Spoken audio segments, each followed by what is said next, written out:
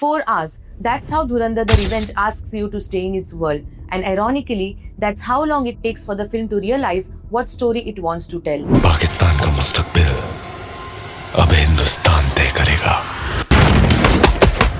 Aditya Dhar's film opens with its strongest foot forward, a chapter titled A Burnt Memory. And here, Ranveer Singh appears as Jaskirat Singh Rangi, a man shaped entirely by loss and revenge. The segment is gripping, almost in an unexpectedly grounded way. You can see a person who is furious, is grieving, and is in a desperate need to understand why justice never reached his family. There's a moment where Jaskirat questions the system itself, and honestly, that's the only time in the entire film that the director considers holding any government accountable. After this chapter, the story shifts fully to Hamza phase, Ranveer Singh's primary avatar, and we follow his rise in the criminal landscape of Pakistan's Lyari. Characters played by talents like R. Madhavan, Sanjay Dutt, Arjun Rampal, Sara Arjun and others orbit around him. But the film reserves almost all narrative weight for Hamza's journey, especially his ascent to becoming the king of Lyari. The problem isn't the setup, it's what happens after the setup.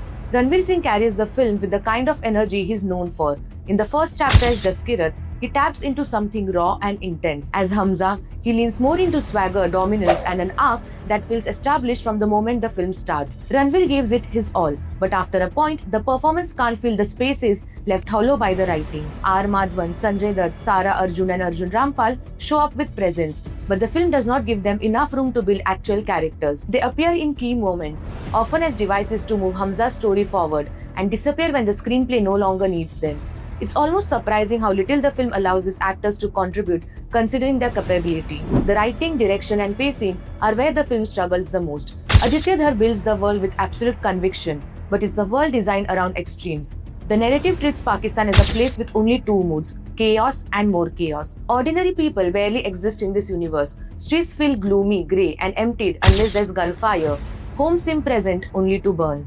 Every setback is caused by the other, and every solution originates from India. The first film had similar choices, but here the imbalance is pushed much further. Once Hamza's missions begins, the screenplay becomes repetitive. Prolonged slow-motion fights, heavy-handed violence, and constant swearing. Action sequences stretch on until the emotional graph flattens out. For a story aiming to explore vengeance and political consequences, it surprisingly avoids nuance, especially after such a promising first chapter on Jaskirat. The 4-hour runtime intensifies these issues. Instead of deepening the themes, the length exposes the thinness of the material. You begin to sense the film looping, extending scenes not because they add something, but because the film wants to underline the same point again and again. Here's where the movie becomes difficult to discuss without acknowledging its political stance. The film repeatedly signals that all problems originate across the border, while all answers emerge from the Indian side, particularly under one political era. Real-life speeches of the Prime Minister are inserted into the narrative, and they are framed as turning points, almost like historical corrections the film wants to highlight.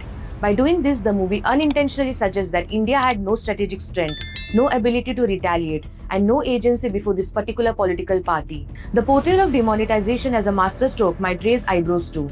The film treats it as an extraordinary tactical move that cornered the enemy. But this narrative conveniently ignores the very real impact it had on ordinary citizens in India. By the time the movie reaches its final hour, the political leaning is no longer subtle, it becomes the backbone.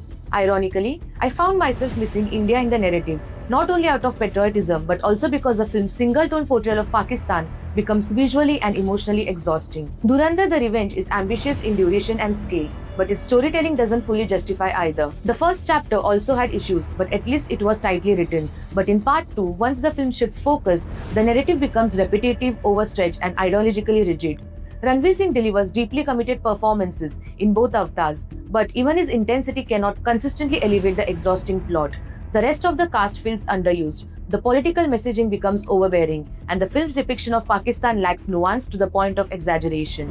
If you love the first film and are invested in this universe, you might appreciate the continuation. But if you're expecting layered writing, balanced world building, or a gripping thriller, the sequel feels like it's leaning too heavily on scale and sentiment rather than substance. If you liked our review of Dhurandhar the Revenge, please like, share, and subscribe to our channel, and let us know your thoughts in the comments below.